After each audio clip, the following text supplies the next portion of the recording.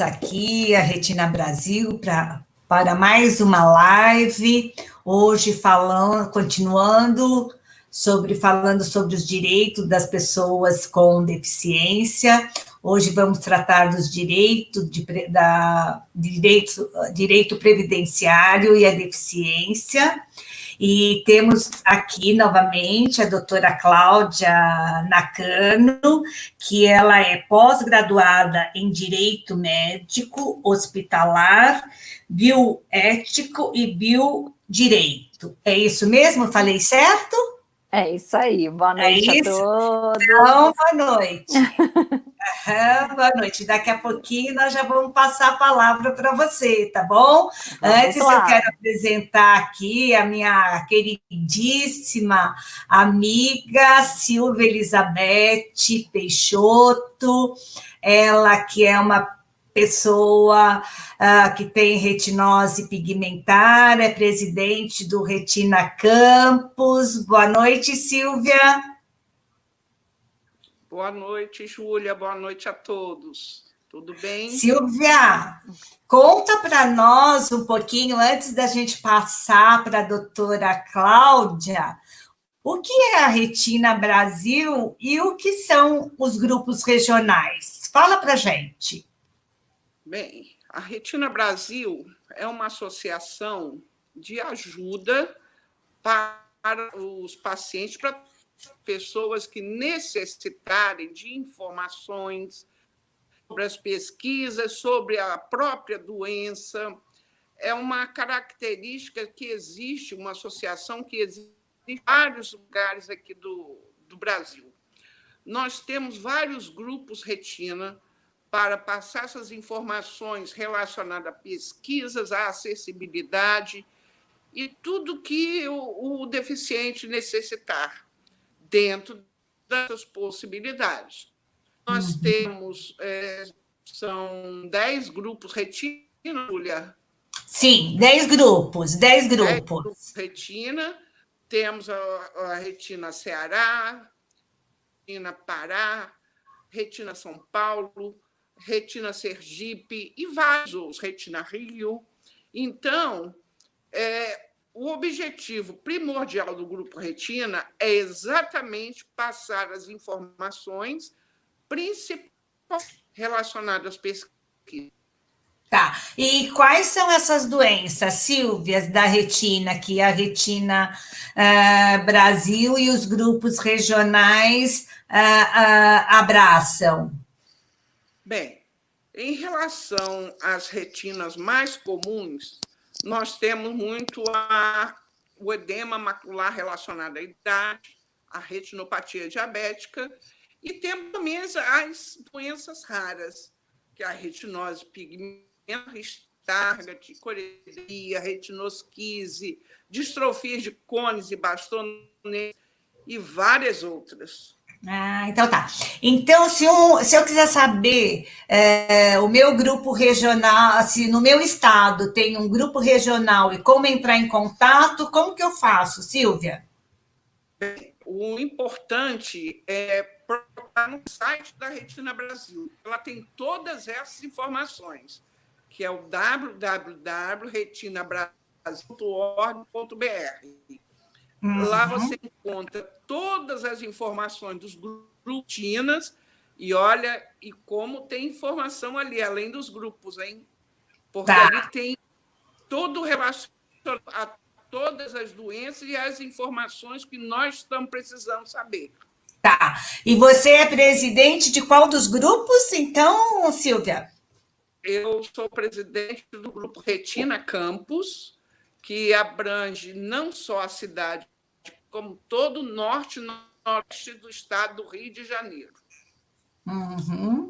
Ok.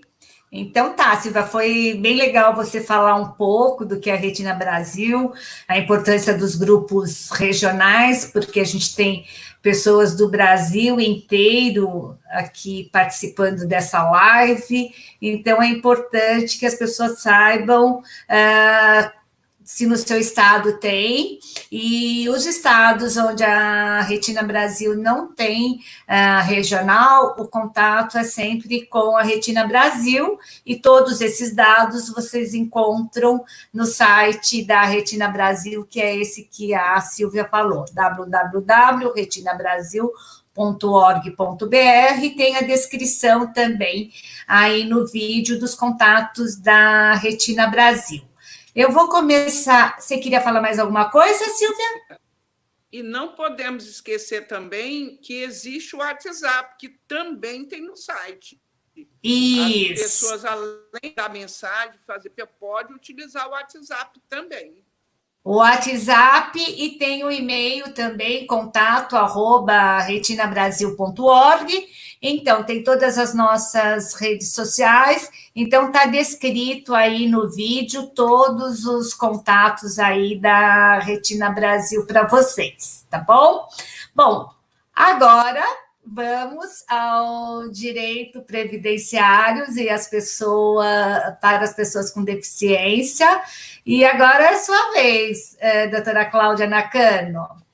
Vamos lá. Primeiro, né, queria agradecer o convite, né, é uma honra estar aqui com vocês, participar dessa família tão linda, né, Retina Brasil, que faz tanto bem aí pelo Brasil todo, e atende até pessoas que estão fora do Brasil, né, como na live passada, tinha gente de Portugal nos assistindo, e é muito bacana isso, porque a gente leva informação, então não só o que a Silvia colocou, né, em relação às informações já existentes, vamos alimentar também essa parte jurídica, que é tão importante e que as pessoas precisam saber acerca dos seus direitos, o que elas podem fazer, o que não devem, né, fazer, e como ter acesso a um benefício, por exemplo.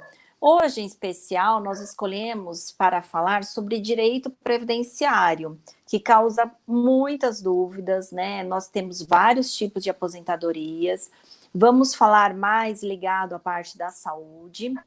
Eu escolhi para a gente falar um pouquinho sobre o auxílio-doença, aposentadoria por invalidez, aposentadoria para pessoa com deficiência e o amparo assistencial. Mas se alguém tiver alguma outra dúvida, né, que a gente possa também acrescentar aqui, trazer a informação, vamos lá, tá bem? Então...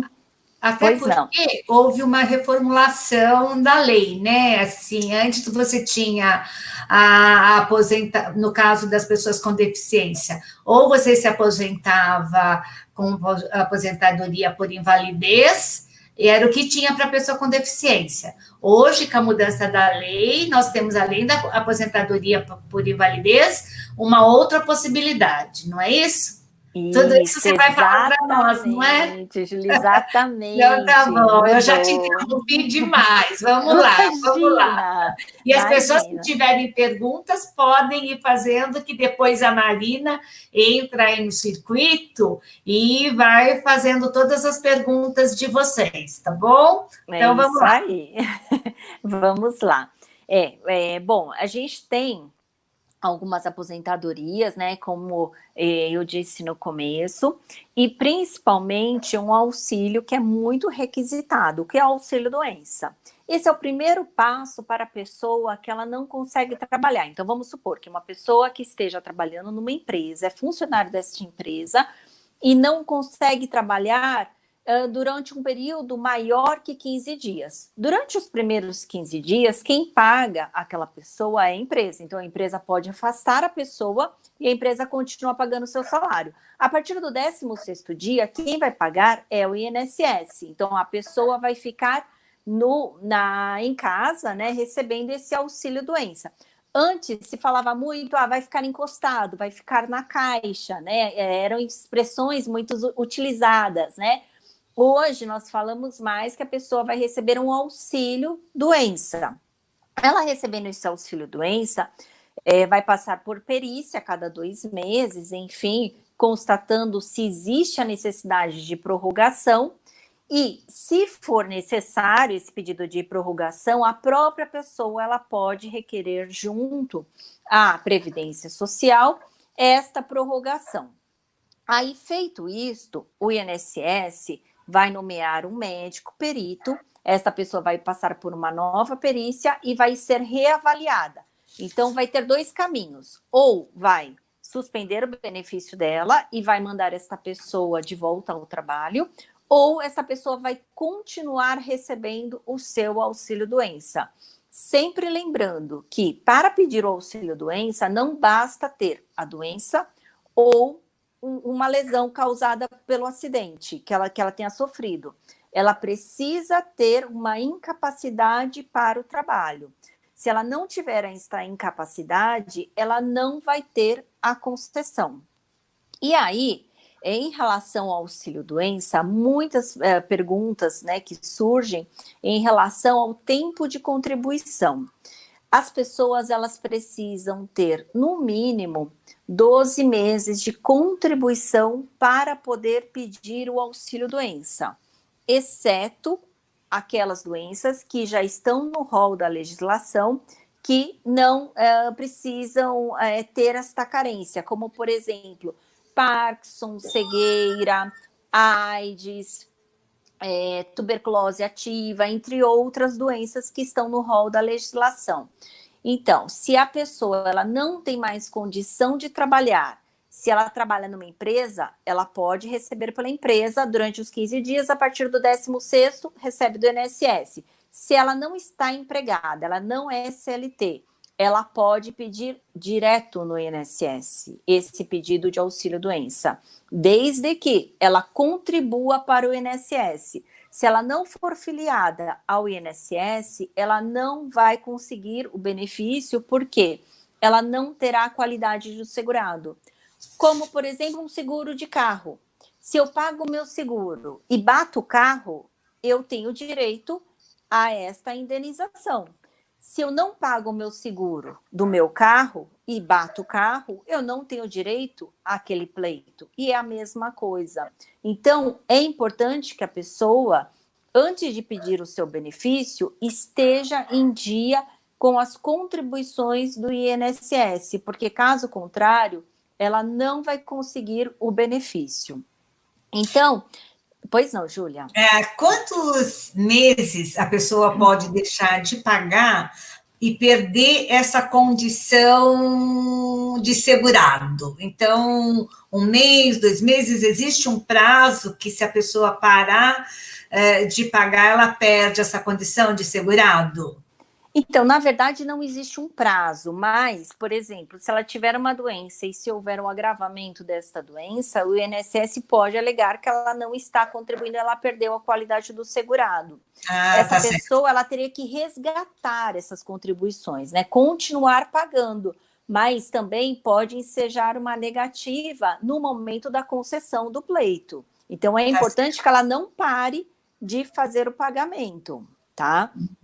Este auxílio-doença é o primeiro passo, né? Então, é assim, é o princípio de tudo, digamos assim. Então, que vai servir até para um pedido de aposentadoria por invalidez, que é o segundo tópico que a gente vai falar, né? A aposentadoria por invalidez, ela tem uma forma mais definitiva, diferentemente do auxílio-doença, que tem um caráter mais temporário.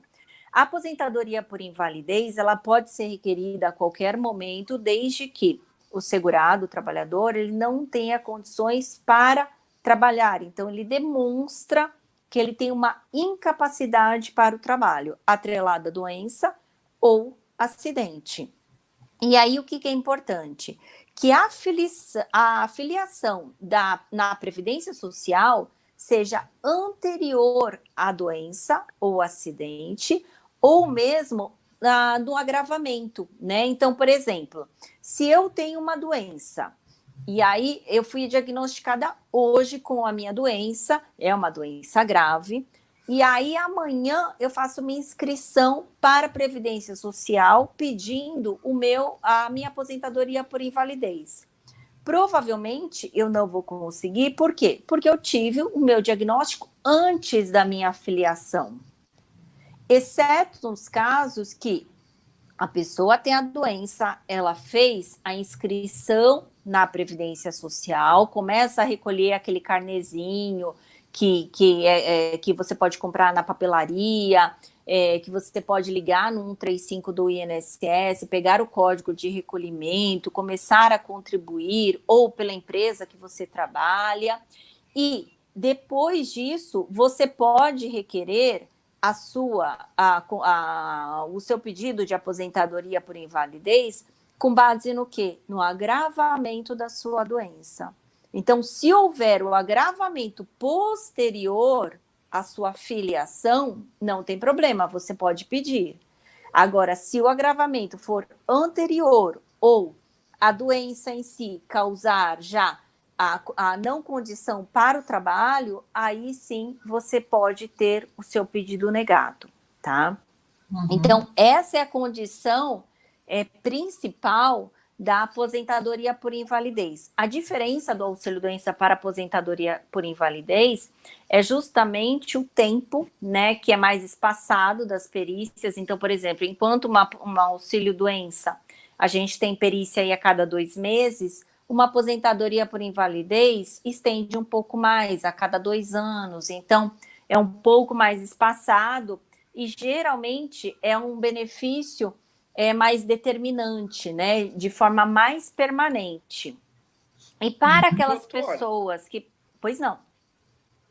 Mas não existe um limite de idade ou de contribuição para essa aposentadoria, não? Por invalidez e por auxílio-doença, geralmente a gente fala em 12 contribuições, exceto as doenças que a gente tem já na legislação. E aquelas doenças que já não precisam de carência, que são aquelas Parkinson, Alzheimer, AIDS, cegueira. Essas doenças, elas não precisam de contribuição, de tempo mínimo de contribuição, estão isentas de carência. Mas, pelo que eu entendi a pergunta da Silvia, ela quer dizer assim, a aposentadoria por invalidez, ela não tem limite de idade, a pessoa pode a aposentadoria ela pode ter 20, 30, 40, 50, 60. Não tem o critério de idade, não é? Isso que exatamente, não tem critério de idade, é por qualquer tipo de contribuição. Isso, de contribuição vai depender muito da doença, tá? O correto, se a pessoa tem uma patologia, uma doença, ou precisa pedir a concessão, o correto é ter pelo menos 12 contribuições, que são 12 meses pagando o carnê ou recolhendo para a Previdência Social. Mas a gente tem doenças que não precisam. Agora, em relação à idade, geralmente não tem essa questão. A gente tem que demonstrar o quê? A incapacidade. Com a reforma, a gente teve algumas alterações. E assim, quando a gente fala... Antes de você passar para as alterações, ainda um link entre o auxílio-doença e a aposentadoria por invalidez, né? Então, tem muitas pessoas na associação que dizem que elas entraram com um pedido de aposentadoria por invalidez e foi concedido o auxílio-doença. Então, esse auxílio-doença é o primeiro passo e várias tiveram que ficar muito tempo em auxílio-doença, depois de várias perícias e algum tempo que foi concedido a aposentadoria por invalidez. É esse mesmo o caminho? Primeiro a pessoa entra no auxílio-doença e isso vai depois resultar numa aposentadoria por invalidez? Geralmente é este caminho. Geralmente é este caminho, mas a gente também tem casos, né, de pessoas que têm doenças graves, que não têm a capacidade mais para o trabalho e já podem requerer direto uma aposentadoria por invalidez. Então, não necessariamente você precisa passar pelo auxílio-doença, né? Que como o auxílio-doença tem um caráter um pouco mais, né, temporário, digamos assim, geralmente concede-se primeiro para depois fazer esta análise mais profunda em relação à aposentadoria por invalidez, né? Mas não necessariamente. Eu acho que no caso das doenças da visão, principalmente as que causam a baixa visão, como retinose pigmentar e outras, que a pessoa não tem a perda total da visão, ainda permanece um resíduo, normalmente demora, as pessoas ficam mais tempo mesmo no auxílio-doença, porque a pessoa ainda tem um resíduo, então eu acho que os peritos demoram mais para fazer uma análise até chegar numa aposentadoria por invalidez. Mas tá bom, agora vamos para a reforma da lei que você ia falar para a gente e eu te interrompi. Imagina, vamos lá. Bom, com a reforma da Previdência Social, né, era uma reforma necessária, enfim, mas a gente teve alguns aspectos positivos e outros negativos. E, infelizmente, para o benefício aposentadoria por invalidez, foi algo bem, assim, que prejudicou muitas pessoas, principalmente em relação à forma de cálculo. Porque antes a gente pegava 80% dos maiores salários e fazia o cálculo, e a pessoa tinha o seu salário e benefício baseado nesta forma. Agora, a lei sendo alterada, como que acontece? Vamos supor que a gente tenha uma pessoa, né, um homem que tenha 15 anos ou 20 anos de contribuição. Então, recolheu durante 20 anos de contribuição. Vai ter 60% do salário. Ou seja, antes ele recebia 100% do salário e benefício, agora ele vai receber 60%, de acordo com o tempo que ele também está contribuindo, porque este tempo de contribuição não era levado em conta na aposentadoria por invalidez. Agora, além de pegar os 20% dos valores que eram esquecidos anteriormente, de julho de 94 para cá, esses 20% dos salários que são menores são incorporados na renda para fins de cálculo, e além disso, o valor ele é reduzido. Então, hoje, um homem que tem 20 anos de contribuição e vai pedir uma aposentadoria por invalidez, ele vai receber 60% do valor. Aí, ele vai recolhendo a cada ano, aumentando a cada ano 2 pontos. Então, por exemplo, ele recolhe um ano, ele vai ter 62%. Aí, recolhe mais um ano, vai ter 64%, e assim sucessivamente. Chegando a 40 anos, ele vai ter 100%. Então, esse cálculo acabou prejudicando por demais as pessoas, né? E para a mulher também, porque para a mulher, 35 anos é o que vai dar 100% por invalidez. Então, qual que é o nosso aconselhamento? Antes de entrar com pedido por invalidez, se a pessoa conseguir, ou através de um contador, ou através da própria Previdência Social, fazer uma estimativa de cálculo, vale a pena, para ter a certeza de quanto ela vai receber, se for uma aposentadoria por idade, se for uma aposentadoria por tempo de contribuição, se for uma aposentadoria por invalidez, se for uma aposentadoria por deficiência, porque este impacto pode gerar um valor muito baixo na sua aposentadoria futura. Então, é algo que prejudicou, né, as pessoas que vão requerer uma aposentadoria por invalidez. Então, antes de fazer o pedido, é bom verificar qual será este valor. Tá, porque então, atualmente, com essa mudança da lei, não é mais 100%, porque antigamente a pessoa aposentava por invalidez, ela recebia 100% do salário. Hoje tem essas regras que levam em consideração idade e tempo de serviço. Exatamente. Tá. Hoje a gente tem essas regrinhas e que tem que ser respeitadas e principalmente verificar em relação a este cálculo se é benéfico ou não. Tá, se é o momento, se vale a pena esperar um pouco mais, se a pessoa tem condição de continuar trabalhando um pouco mais e esperar um pouco mais e ter uma aposentadoria melhor para não sofrer depois no futuro de estar aposentado com uma aposentadoria muito baixa, né?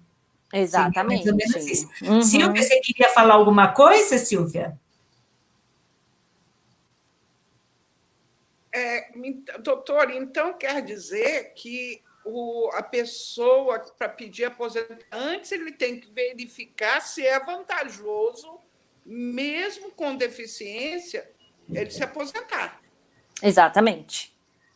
Senão ele pode perder muito do salário. Pode perder muito, né? Por isso que é importante que essa pessoa ela verifique na própria agência da Previdência Social, logicamente, que agora a gente está vivendo um momento da pandemia, as agências não estão recebendo, mas é possível, né, esse serviço e pedir uma estimativa de cálculo. Então, assim, quanto que seria o meu valor se eu me aposentasse por invalidez hoje? Ou por tempo de contribuição, ou por idade, pelo menos para que esta pessoa ela tenha ideia se ela é melhor que ela espere ou que faça o pedido imediato, né? Porque pode mudar e dependendo do seu pedido, não dá depois para reverter para outro tipo de aposentadoria.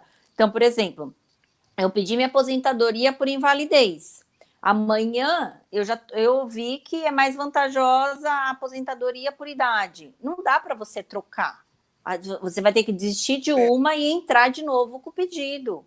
Então, é melhor que se veja isso antes. Indo numa agência do INSS, eles fazem esses cálculos para a pessoa, para ela saber, olha, se você se aposentar hoje, você vai se aposentar com X valor, é isso que você está falando? Atualmente não, mas antes da pandemia, sim, era possível requerer uma estimativa, né, de cálculo. Tá. Ou através de um contador, né? Uma pessoa que possa fazer esses cálculos, né? Uma pessoa especializada também. Tá certo. Tem pessoas de escritório de contabilidade que tem esse conhecimento e pode dar esses valores para a pessoa, não precisa esperar, então, aí a pandemia e voltar, ela tem essa outra forma de conseguir ter esses valores, né? Uhum. Sim, exatamente. Uhum. Quer dizer que, então, hoje, a pessoa, se ela tem uma deficiência e ela consegue continuar trabalhando, e hoje você tem a lei de cotas que assim, também favorece um pouco mais a pessoa com deficiência continuar trabalhando, então é melhor ela podendo continuar trabalhando para poder ter uma aposentadoria melhor no futuro. Eu penso que seria isso para uma pessoa que tem uma deficiência e consegue ainda trabalhar, que pode ainda, que consegue uma colocação no mercado de trabalho. Então, para essa pessoa, talvez fosse melhor esperar um pouco mais para se aposentar, né? Então, Júlia, você tem razão, né? Por quê? Se você pede uma aposentadoria por invalidez, você não pode mais trabalhar. Se eu estou falando que eu não tenho condição para o trabalho e estou pedindo esse benefício, significa que eu não tenho mais condição para o trabalho. Agora, se você pede uma aposentadoria por deficiência, aí você pode continuar trabalhando, né? Então, às vezes, é mais vantagem você pedir uma aposentadoria por tempo de deficiência, que a gente vai ver logo mais. Tá certo. Tá, então tem uma outra aposentadoria que você pode pedir além dessa que você falou para a gente. Então, sim. Você vai falar para a gente de mais uma possibilidade de aposentadoria? Isso. Que permite essa outra aposentadoria que você falou, permite que você se aposente e continue trabalhando? Continue trabalhando, Nossa, exato. Isso para mim é novidade. Então conta para nós. Vamos lá. Para mim é uma novidade, mas acho que muita gente já sabe a questão do tempo antigo ainda, das normas antigas ainda, da aposentadoria, ainda não me atualizei, mas estou me atualizando hoje agora com você, tá? Vamos lá. Então, Eu só queria falar da aposentadoria por invalidez, só finalizando, lembrando que as pessoas que precisam de um auxílio, né, elas precisam de uma pessoa para ficar, né, um cuidador, ou mesmo uma pessoa que acompanhe, tem um acréscimo de 25% no benefício. Antes, esse acréscimo era só feito para aposentadoria por invalidez. Agora, a pessoa que recebe aposentadoria por idade, por tempo de contribuição, seja qual for, ela pode requerer no INSS. Se o INSS negar, ela pode entrar na justiça e vai conseguir. Então, é 25% a mais na sua aposentadoria, no valor do seu benefício, com o 13º salário, para as pessoas que precisam de ajuda diária, tá? Tá, no caso da pessoa com deficiência visual, que precisa de um acompanhante para ir ao médico, para ir, enfim, para os lugares que ela precisa, nesse caso, ela poderia pleitear esses 25% por causa desse acompanhante. Pode pedir. Pode pedir. Pode. Ah, tá. E ela não precisa ser aposentada por invalidez, ela pode ter uma aposentadoria por tempo de serviço, por idade, daí ela ficou deficiente, precisa de alguém para ajudá-la no cotidiano, então ela vai e pleiteia junto ao INSS esses 25%. Exatamente, ela pode já entrar com pedido no próprio INSS, se for negado, aí ela já entra na justiça requerendo a essa complementação, possivelmente ela vai conseguir. Ela vai ter que demonstrar que ela precisa realmente deste acompanhamento, né? E demonstrando, comprovado, provavelmente ela vai conseguir.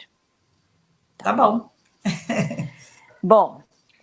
Gente, só um minutinho. Eu só vou pegar a minha bateria, porque está acabando. Eu esqueci de trazer o cacá. E já estou voltando. Claro. Volte cá, hein? Estamos esperando. Vamos lá. Vamos lá. Então, agora a gente tem aposentadoria por deficiência. Então, aquela pessoa que tem uma deficiência, ela pode requerer uma aposentadoria. Aí a gente tem dois tipos, por idade e por tempo de contribuição.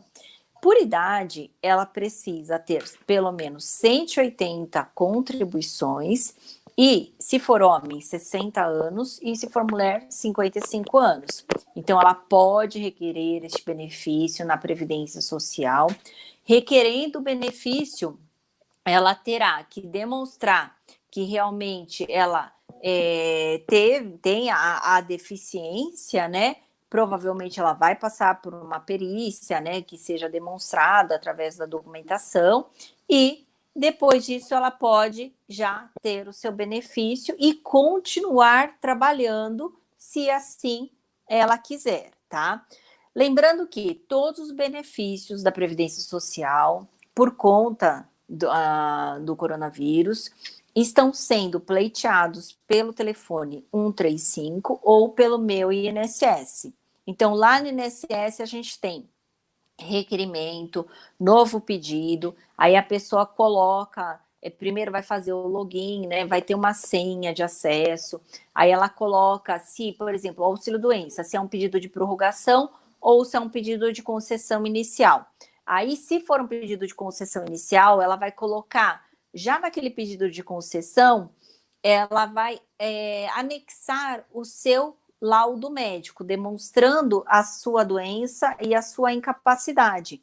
As perícias estão suspensas, a gente não está tendo perícia, né? Os médicos não estão fazendo. Então, o INSS, ele recebe essa documentação, quando ele defere o pedido, ele já antecipa esse pagamento. Geralmente é de um salário mínimo.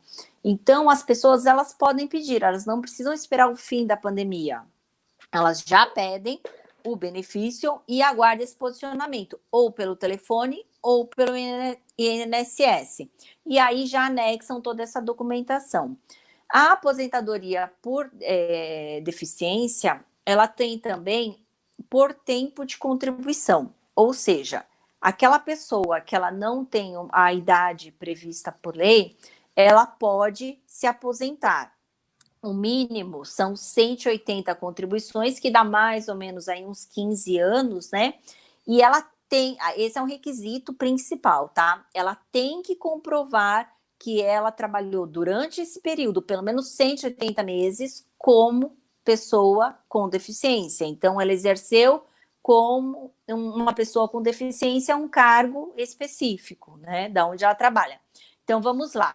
A gente tem, se for um grau leve, a gente tem homem 33 anos, mulher 28 anos. Se for um grau moderado, homem 29 anos, mulher 24 anos. E se for uma deficiência grave, homem 25 anos e mulher 20 anos. Esse é o tempo mínimo de contribuição que precisa ser comprovada. Então, além da contribuição, a gente tem que ter o quê? O grau da deficiência. Então, a gente tem 2 tipos de aposentadoria por deficiência. Aquela por idade, que a pessoa ela precisa atingir uma idade mais 180 contribuições, ou aquela por tempo de contribuição. E aí vai depender do quê? Do grau de deficiência, se é leve, se é moderado ou se é grave. E aí, dependendo desse grau, a gente vai ter esse tempo de contribuição, tá? Mas em todas essas situações, o salário pode diminuir. Então, todas essas situações podem diminuir, por isso que a gente tem que fazer esse cálculo, né? Porque o cálculo que era feito antes, houve essa alteração em relação à forma. Então, verificar junto ao contador ou junto à Previdência Social como seria esse cálculo. E aí, a gente tem a questão também, por exemplo, tempo de contribuição. Tem que verificar qual que é mais vantajoso, eu me aposentar por tempo de contribuição ou por idade? Eu tenho os dois, eu tenho idade e tenho tempo de contribuição.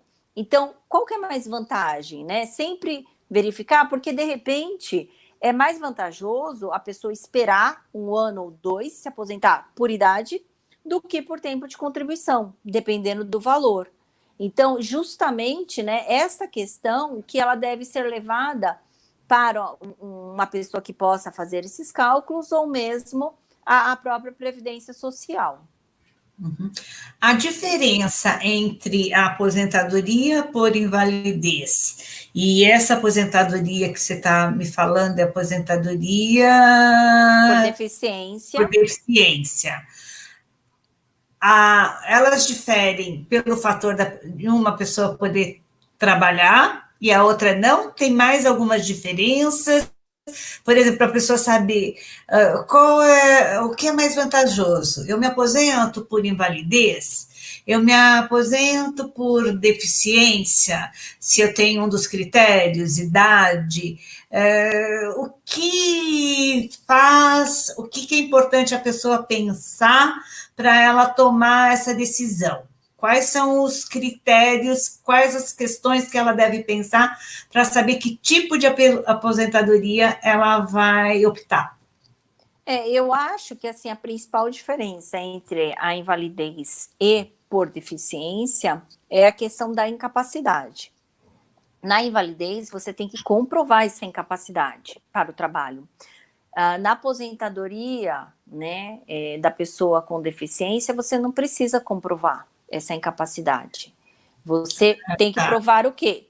Apenas a deficiência, né? Se for por tempo de contribuição, principalmente, que a pessoa trabalhou, né, como deficiente durante 180 meses, isso é imprescindível para uma concessão.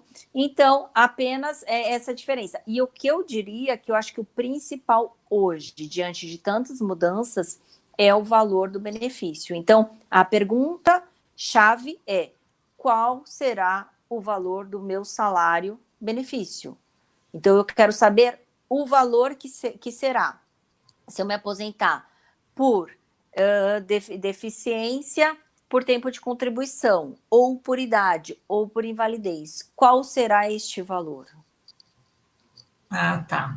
Então, são os critérios que vão ajudar a pessoa a definir qual é a melhor opção para ela em termos de aposentadoria. Isso é uma coisa séria, né? Porque isso vai ser para o resto da vida. Então, uma decisão que não for muito bem feita, né? Muito bem estudada, analisada, pode dar no futuro para a pessoa perdas que ela não vai conseguir reverter em termos de aposentadoria, né? Sim, é uma decisão bem séria que pode ser avaliada antes, né? Antes da tomada de decisão. Nós temos revisões, né, que são feitas a todo momento. Por exemplo, a gente está fazendo uma agora lá no escritório, que chama Revisão da Vida Toda. Essa revisão principalmente para aquelas pessoas que se aposentaram de 2010 para frente e que contribuíram antes de 1994. Porque os cálculos eram feitos a partir de julho de 94 para frente. Então, aqueles valores de julho de 94 anteriores não eram aproveitados na sua aposentadoria. Então, nós incorporamos aqueles valores no rendimento mensal, além do retroativo que a pessoa tem a receber dos últimos 5 anos. Então, é um benefício, muitas vezes, que a pessoa, além de ter uma majoração no seu mensal, ela tem um retroativo que ela deixou de receber. Então, são essas revisões que acabam corrigindo, né, esses problemas da forma de cálculo. Eu não tenho dúvida que da forma que está sendo feito hoje o cálculo da Previdência Social em relação à aposentadoria por invalidez, ou mesmo entre outros cálculos, amanhã ou depois que surjam outras revisões nesse sentido, porque sempre tem coisas, né, erradas, principalmente na renda mensal inicial, né, RMI, mas isto tudo é uma possível tese lá na frente que, se houver, né, o que a gente tem hoje é esta revisão, como a gente tinha também aquela de 39,67 da renda mensal inicial, e isso vai surgindo ao longo do tempo, mas o ideal realmente é que a pessoa ela verifique antes de entrar com a sua concessão, com o seu benefício, quais são esses valores atrelados. Tá, e se eu quiser fazer uma revisão no meu benefício, quais são os caminhos para eu fazer essa revisão? Então, primeira coisa, a revisão, a gente tem que identificar se a pessoa tem direito. Se aposentou em que ano? A partir de 2010? Sim. Qual o tipo de aposentadoria? Recebe mais que um salário mínimo? Ok, é possível. Aí nós fazemos um cálculo para verificar se vai haver aumento no valor da sua aposentadoria. Se houver, provavelmente você vai ter este aumento e o retroativo daquilo que você deixou de receber. Aí sim você terá direito. Caso contrário, se a pessoa recebe um salário mínimo ou se não há essa majoração, não vale nem a pena entrar com a revisão. No escritório, geralmente a gente faz esse cálculo para ter certeza se a pessoa tem ou não o direito. Tá. Então, vocês orientam todas as pessoas se cabe ou não uma revisão. Sim, sim. É isso? Tá. Se a pessoa for ao INSS e perguntar se o caso dele cabe uma revisão, eles sabem orientar também? Também, sabem. Também. Inclusive, no meu INSS, essa pessoa ela pode até requerer administrativamente esta revisão antes da ação judicial.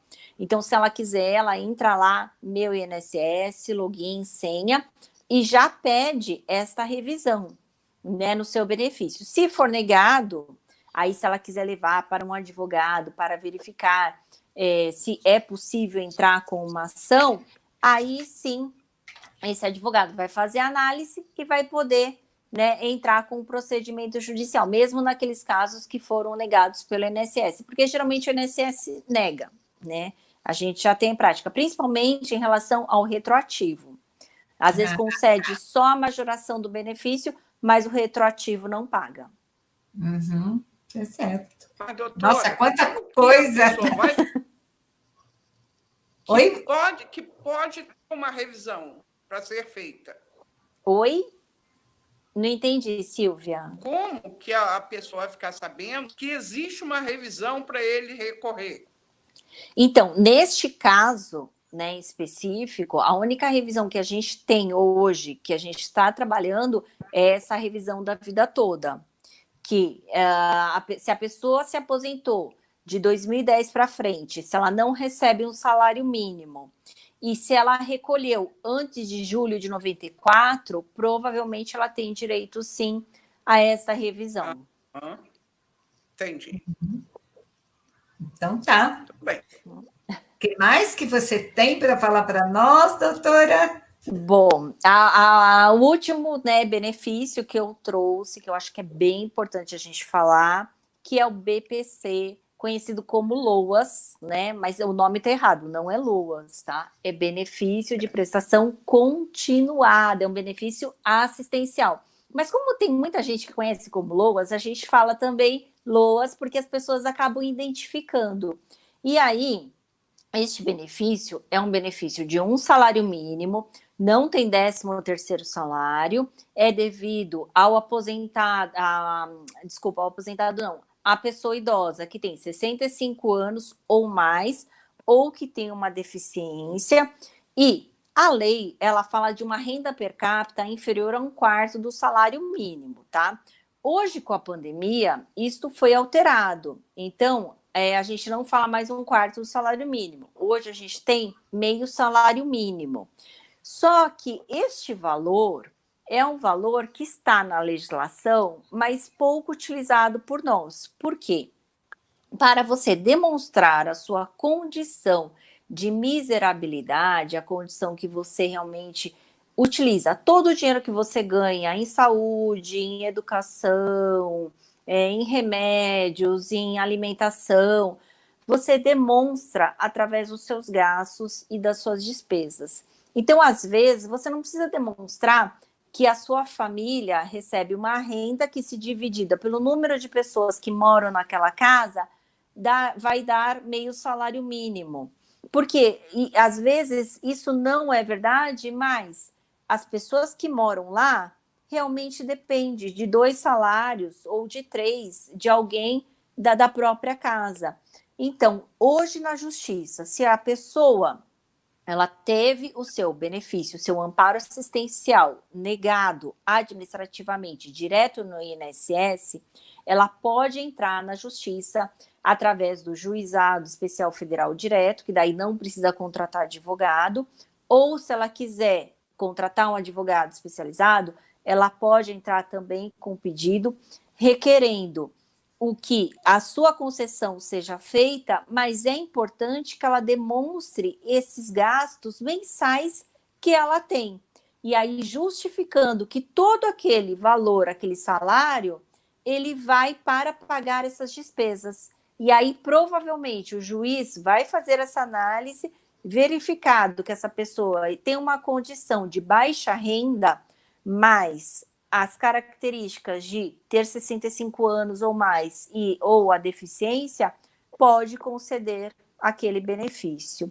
Lembrando que hoje a gente tem o auxílio emergencial, que é muito falado, que as pessoas estão pleiteando também, e as pessoas confundem bastante. Eu recebo o LOAS, eu tenho direito ao auxílio emergencial?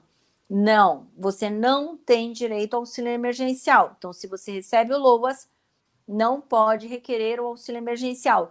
Entretanto, o meu filho recebe o LOAS, mas eu posso requerer o auxílio emergencial? Sim, você pode requerer o auxílio emergencial. Então, eu e meu marido não estamos trabalhando. 2 pessoas da casa podem requerer o auxílio emergencial? Sim, podem requerer o auxílio emergencial, mesmo morando na mesma casa e mesmo que o filho receba LOAS, por exemplo. O auxílio emergencial é aquele valor de R$600 pagos em 3 parcelas, que está ajudando muitas pessoas que estão desempregadas, né, estão sem rendimentos nesse momento.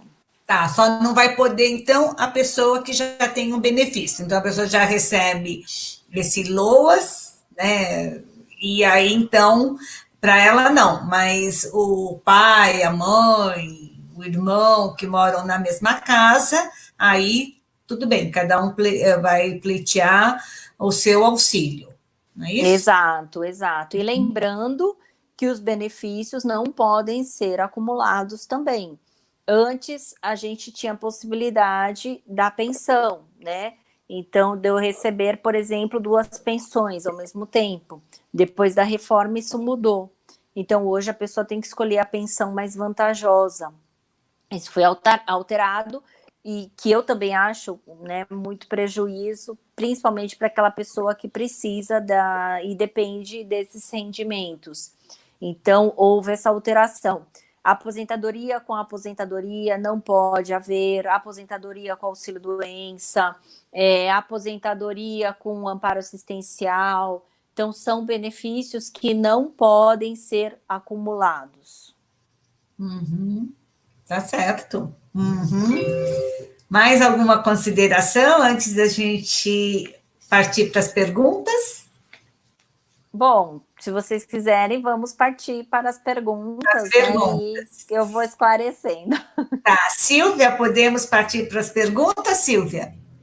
Podemos? Eu sei que então, me deu muitas dúvidas. Tá. Então, Marina, você que é a nossa mestre aí de receber as perguntas, nos ajude aqui. Fale as perguntas para a doutora Cláudia responder. Vamos lá, nós temos muitas perguntas e algumas delas até foram sendo respondidas.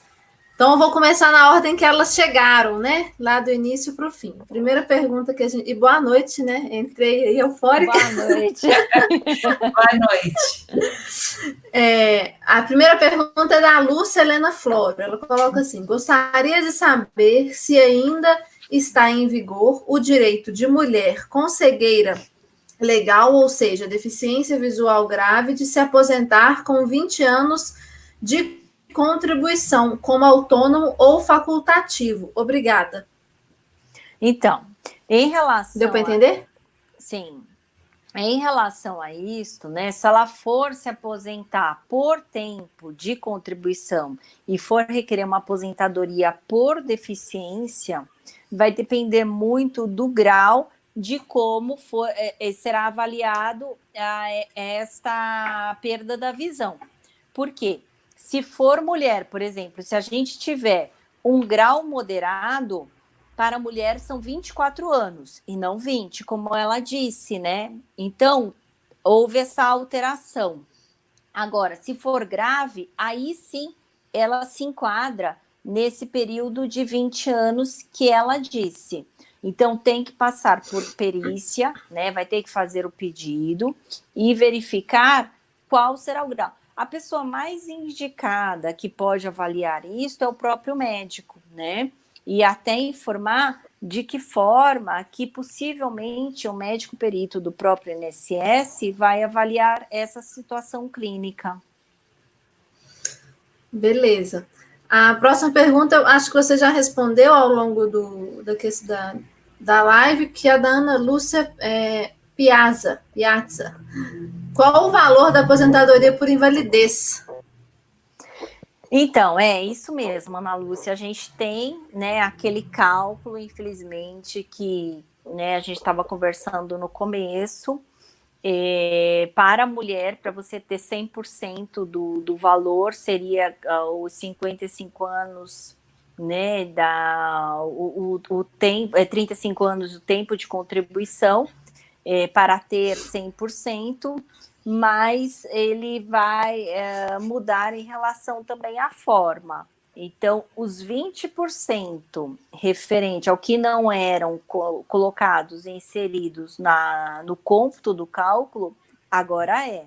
Então, pode ser que haja aí uma diminuição do valor. Então, é importante que você veja qual seria, né, este valor, até por uma estimativa de cálculo.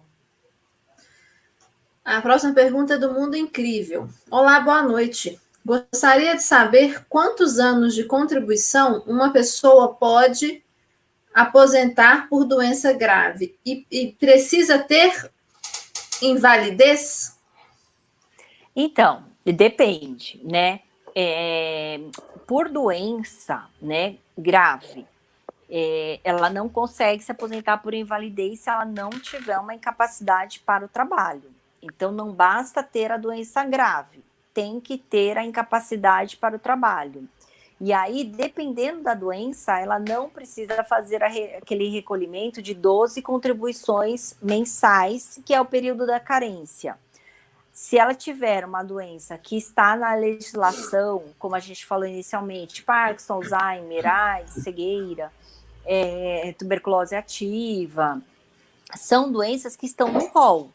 Aí ela não precisa requerer este tempo de 12 meses de contribuição, mas ela não vai conseguir se aposentar se ela não tiver esta incapacidade para o trabalho comprovada, que é que o INSS leve em conta. Tá, joia. A próxima pergunta é do Wilson Thomas. Ele pergunta quantos meses a pessoa perde o direito de segurado se deixar de contribuir? Então, depende, né? Principalmente, ele pode recolher, né, e resgatar este tempo aí de contribuição perdida a qualquer momento, mas o problema é se ele tiver uma complicação da doença, um agravamento da doença, ou tiver uma nova doença, e aí se ele tiver afastado, aí vai ser mais complicado dele entrar na Previdência solicitando um benefício. Mas ele pode resgatar e voltar a contribuir a qualquer momento. E aí, aquela pessoa que não consegue, né, trabalho, por exemplo, está desempregada, mas se ela conseguir recolher através de um carnê que é comprado na papelaria, o mínimo que ela pode contribuir é 20% do salário mínimo. Ou ela pode também, se ela tiver uma MEI, uma pequena empresa, ela pode contribuir com um valor ainda mais baixo. Então, verificar essas possibilidades, porque eu sei que é difícil essa contribuição, principalmente para aquela pessoa que ela não está trabalhando, mas também deixar de contribuir é um risco muito grande, porque se a pessoa ela precisa de um benefício, ela precisa receber e quer entrar com algum pedido de concessão, ela não vai conseguir, né? É um risco. Mas existe, doutora, por exemplo, eu estou recolhendo no meu, uma hipótese, né? Então, eu estou recolhendo no meu carnê, ou eu fiquei desempregada e não vou recolher, não tenho como recolher. Existe um prazo que eu posso considerar que eu estou segurada, então eu perdi o emprego, 1 mês, 2 meses, 3 meses, 4 meses, eu estou segurada? Existe alguma coisa nesse sentido? Quanto tempo eu tenho que pensar que eu posso ficar sem contribuir para não perder esse direito? O ideal é que não deixe de contribuir nem um mês, porque a partir do momento que você deixa de contribuir, você perde todo o direito a um pedido de concessão, por exemplo, né? Você está, a história do seguro do carro. Deixei de pagar o meu seguro, eu vou ter direito a minha indenização, né? Ao meu retorno financeiro? Não terei direito, porque eu deixei de pagar, e a mesma coisa do INSS. Você não estar em dia com as mensalidades, isso pode ter aí consequências irreversíveis na hora de um pedido. Então, a pessoa que perdeu o emprego, por exemplo, e aí para não ter interrompido as suas contribuições, ela deveria continuar contribuindo em uma outra categoria, por exemplo. Então, eu perdi o emprego, não quero perder minha condição de segurada, certo? Então, eu recolho como uma outra categoria. Quando a pessoa ela está... pode recolher com o carnê, ou pode recolher através da MEI, aí verifica qual que é mais vantagem, mas, de qualquer forma, quando ela está empregada e ela se desligou da empresa, tem aquele período também de estabilidade, né? Até que ela pode receber o seguro-desemprego, e ela pode ficar até 6 meses sem recolher, mas ela está empregada. E aí ela foi demitida sem justa causa, por exemplo, e aí ela vai ter aquele período. mas é somente um período. Após passado, ela tem que voltar ao recolhimento se ela não for recolocada. Tá. Ó, tem muitas perguntas, assim, eu não sei se a gente vai conseguir responder todas, porque realmente tem muitas perguntas. Então, se a pergunta já tiver sido respondida, eu vou pedir para a gente comenta que já foi e pede o pessoal voltar no vídeo, não sei, porque realmente tem muitas perguntas. Próxima é da Rosana Bogeia. Uma servidora pública concursada com reserva de vaga que tem Stargardt. Stargardt é uma doença hereditária da retina que causa a perda da visão e contribui com 20 anos na previdência privada. Pode solicitar aposentadoria por tempo de trabalho? Eu acho que então, aí aquilo que a gente já falou, né? Ela vai ter que verificar junto ao seu órgão, um regime especial, se ela tem direito a este tempo, né? Então, é importante que ela verifique. Essa pergunta é interessante, do Odin de Albuquerque Lima Júnior. Ele coloca assim: tenho mais de 12 parcelas pagas. Parei de pagar. Corro o risco de não aprovar a aposentadoria? Sim. Eu acho que ele parece que solicitou já, né? Totalmente, né? Arriscado, e eu diria que vai ser carimbado com a falta de qualidade do segurado, e ele vai receber esse telegrama na casa dele. Então, provavelmente vai ter sim esse benefício negado. A próxima pergunta é da Ângela Souza. Ela coloca assim, essa é interessante: criança com uma patologia de doença rara grave que a impossibilita de realizar uma vida sem autonomia.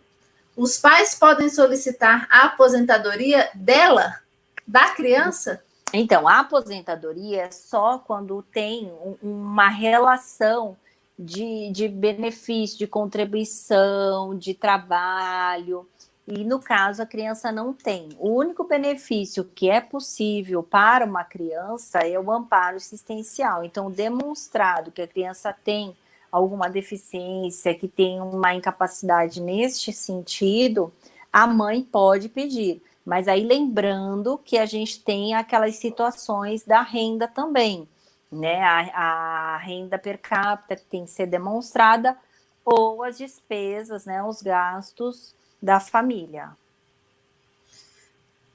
Excelente. A próxima pergunta é do César Cibi. Ele coloca assim: a pessoa pode abrir mão da aposentadoria por invalidez e o tempo de aposentadoria será considerado como tempo de contribuição? Sim, a vida contributiva da pessoa, ela é para sempre, né? Então, a aposentadoria por invalidez, por mais que tenha esse caráter permanente, ela também tem uma condição de temporária, porque se cessa a doença, se a pessoa ela é curada, ela também perde o benefício. Da mesma forma que se ela acha que ela tem capacidade para o retorno ao trabalho, ela pode pedir a suspensão dessa aposentadoria e lá na frente requerer a aposentadoria que é devida, como, por exemplo, o tempo de contribuição ou por idade. Esse tempo contributivo, ela não perde. Achei ótimo. A próxima pergunta é do Railton, e depois que a doutora Cláudia respondeu, eu vou falar um outro comentário que o Railton colocou também, que foi para a Silvia. Ele perguntou o seguinte: como funciona a redução de carga horária de trabalho no caso de grande desgaste laboral? Então, né, essa redução já não envolve muito a minha área, né? Porque daí envolve mais a parte trabalhista, né? Mas teria que ver, por exemplo, a gente tem casos de readaptação e de função, né? E aí poderia sim ser reavaliado pelo médico da própria empresa. Mas seria interessante que ele conversasse com o médico, né, no próprio setor do RH e verificar quais são essas possibilidades. E o que eu vou falar do Railton é que o Railton pediu a Silvia em casamento. Essa live está rendendo frutos, hein? Muito amor. Tá rendendo frutos. Doutora Cláudia respondendo tudo, tá achando impressionante o seu conhecimento. Agora tem mais uma pergunta. A Ângela perguntou assim: pessoa com deficiência, servidor público federal, qual o tempo de serviço mínimo que ela poderá se aposentar integralmente atualmente, né? Porque teve a mudança. Então, depende muito, né? Também é um regime especial, né? Regime de servidor público é especial e depende do que a pessoa tem, da incapacidade para o trabalho. Então, vamos supor que ela tem essa incapacidade para o trabalho, ela não precisa nem esperar um tempo. Ela pode já requerer junto ao médico do próprio órgão esse afastamento. Pode começar com um auxílio-doença e depois evoluir para uma aposentadoria por invalidez. Mas aí tem que verificar se realmente ela tem essa incapacidade, ou dependendo, né, de como ela está na função, aguardar o tempo que é necessário para o pleito. Aí, cada regime, né, o estadual, o municipal, o federal, vai ter o seu tempo específico para a mulher ou homem requerer a concessão do benefício. Beleza. A Nalva Neves colocou assim: contribuí 11 meses e meu pedido por invalidez foi negado. Qual a minha chance agora? Essa é difícil saber, né? Não sei. Minha linda, podia ter esperado mais um mês, né? Para dar os 12 meses. Agora vai ficar um mês sem pedir, porque é de praxe, né? No próprio INSS. Aguarda mais um pouco, continua recolhendo, pega um novo laudo médico e entra com o pedido novamente, demonstrando, né, que tem essa incapacidade, junta lá no próprio meu INSS o atestado, demonstrando essa incapacidade e aguarda esse possível deferimento. A próxima pergunta é da Ana Lúcia Piazza de novo. Ela coloca assim: se a pessoa nunca foi registrado, mas contribui, como fica a aposentadoria para essa pessoa? Então, depende de quanto ela está contribuindo. Se for 20% do salário mínimo, o mínimo que ela vai receber é um salário mínimo. Não tem benefício inferior a um salário mínimo. Então, vai depender muito do recolhimento dela. Beleza. Essa próxima é uma pergunta maior. É da Patrícia N.O. Ela coloca assim: a Lei Complementar 142 de 2013 dispõe sobre tempo de contribuição na condição de segurado com deficiência e exige que a perícia avalie uma data provável do início da doença. Pergunto: no caso de retinose pigmentar, que é hereditária, é necessário indicar essa data, já que a pessoa nasce com a doença? Aí depois ela completa aqui numa outra pergunta, ela coloca assim: meu pai tem retinose e tem 33 anos de contribuição. Passou por uma perícia e foi constatado a cegueira funcional. Porém, a data provável da doença foi determinada na data da perícia, que foi em setembro de 2017. Já que ele nasceu com a doença, precisa indicar data de início da doença, já que ele sempre foi deficiente e sempre contribuiu como deficiente? Então, se for um requisito, né, que o INSS esteja pedindo ao médico, junto o prontuário do seu médico de confiança que acompanha já essa doença há algum tempo, e aí sim, com o prontuário do seu médico, é possível, né, dar essa data mais precisa. Mas geralmente é avaliado a questão do grau da deficiência, né? E não o início, mas o início apenas para saber se a filiação da Previdência ela foi anterior ou posterior àquele agravamento ou àquela doença.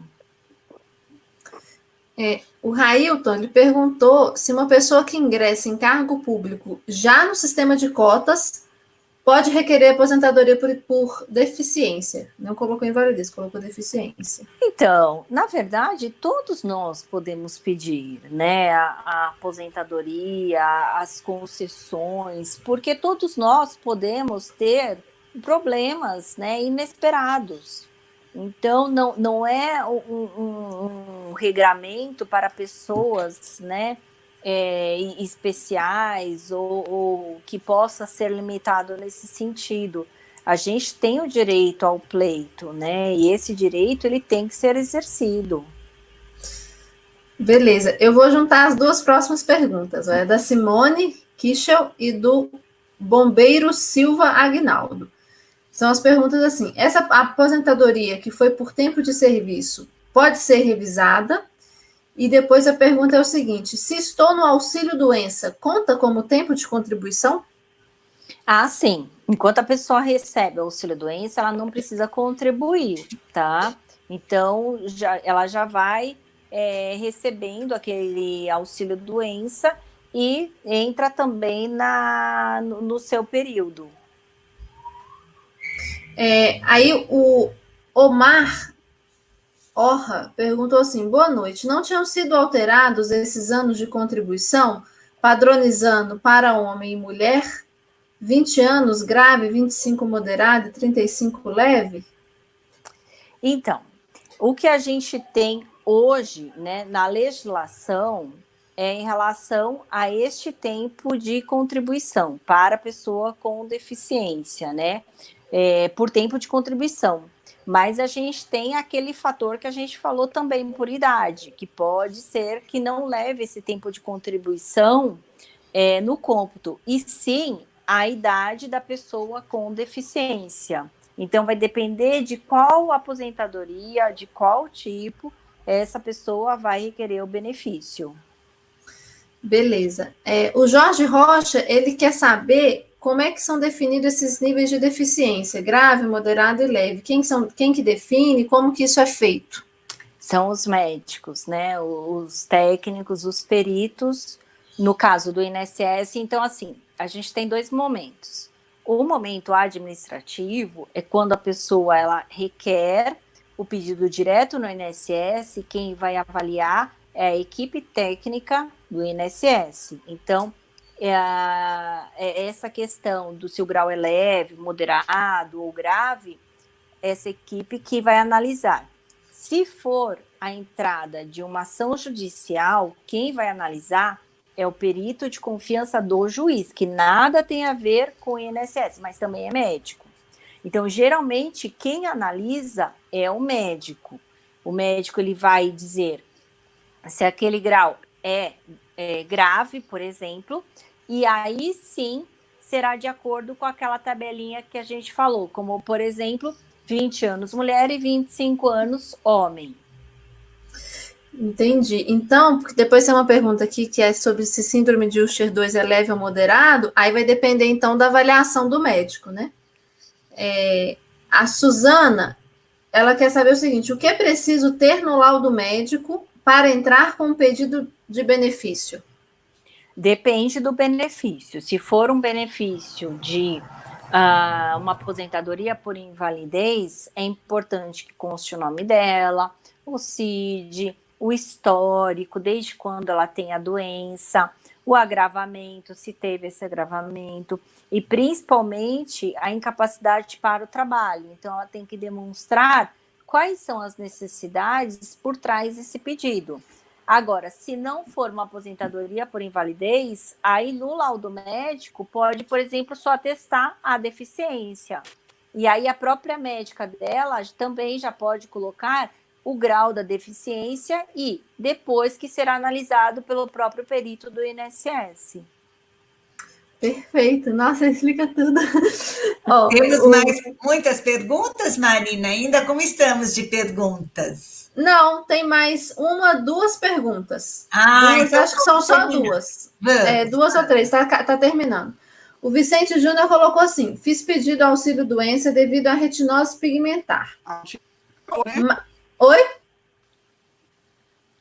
Mas no retorno, informa que, devido à minha boa comunicação, foi negado. Mas eu não consigo trabalhar devido à minha dificuldade da visão. O que devo fazer? Tenho 20 anos de contribuição. O pedido dele foi negado. Ele fala que foi negado porque alegaram boa comunicação. E foi aposentadoria por invalidez? Parece que sim. Ele não deixou claro isso, não.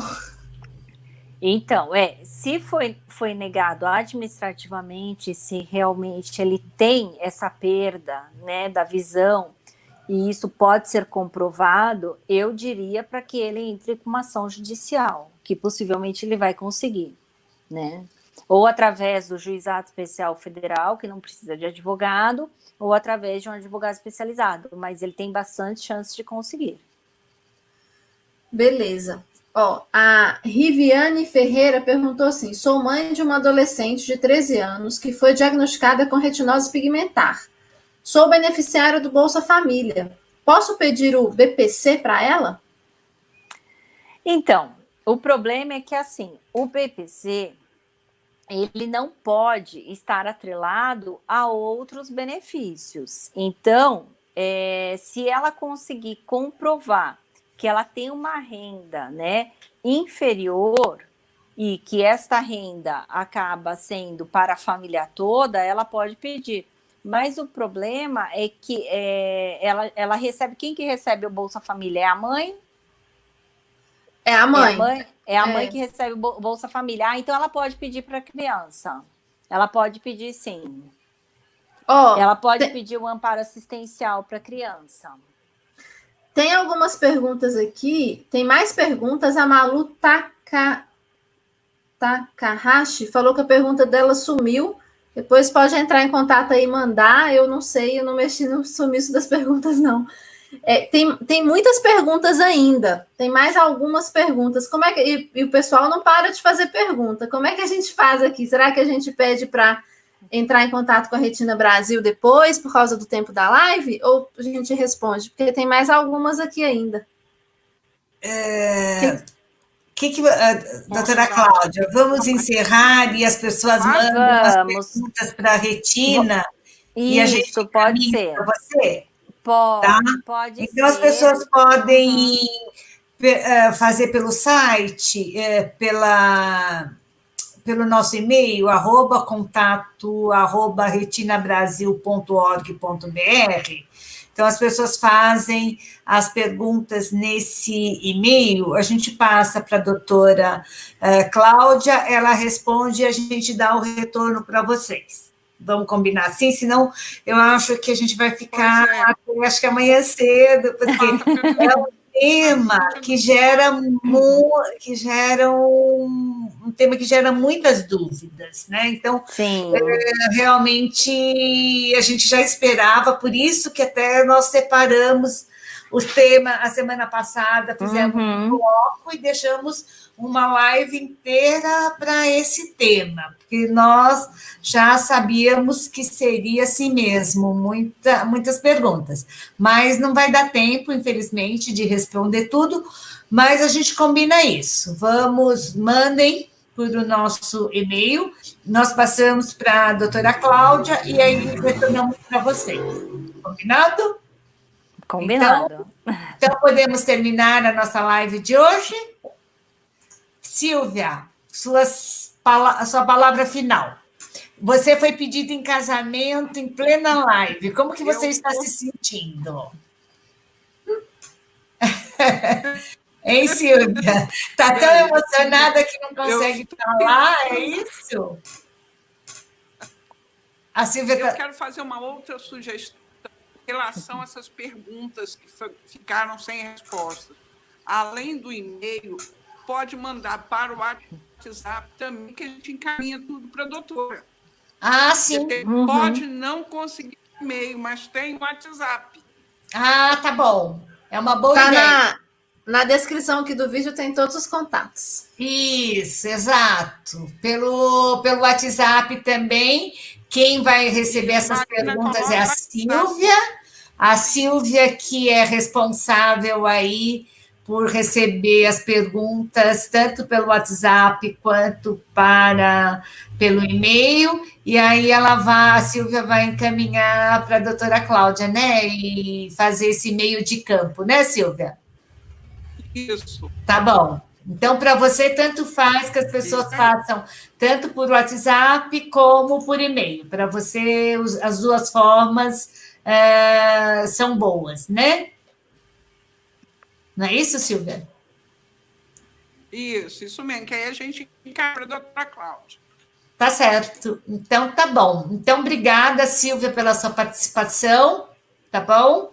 E na próxima semana vamos ver, assim, convidar alguém de um outro grupo regional para estar na live com a gente.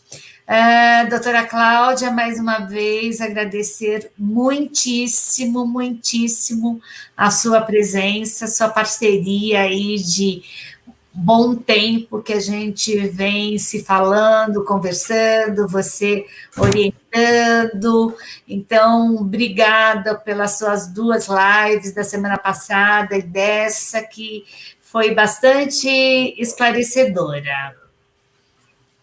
Eu que agradeço, Júlia, agradeço pelo convite, por estar aqui com vocês. Né, Silvia querida, obrigada também por tudo. Marina, que me ajudou a estar aqui, né, obrigada. E a todos, né, que participaram aí ativamente. Peço desculpas, a gente não conseguir responder todas as perguntas, mas podem encaminhar que a gente vai respondendo. E estou à disposição, enfim, né, o que eu puder auxiliar nessa parte jurídica, que eu sei que muitas pessoas têm dúvidas, podem contar comigo, né? Muito obrigada, só tenho a agradecer. Então, obrigada a todos vocês que participaram, que nos prestigiaram aí assistindo a nossa live. Obrigada, Marina, obrigada, doutora Cláudia, obrigada, Silvia, e boa noite, e terça-feira que vem tem mais. Tchau, tchau. Tchau, tchau. Boa noite. Boa noite, gente. Boa Obrigada, noite, boa noite. Boa noite.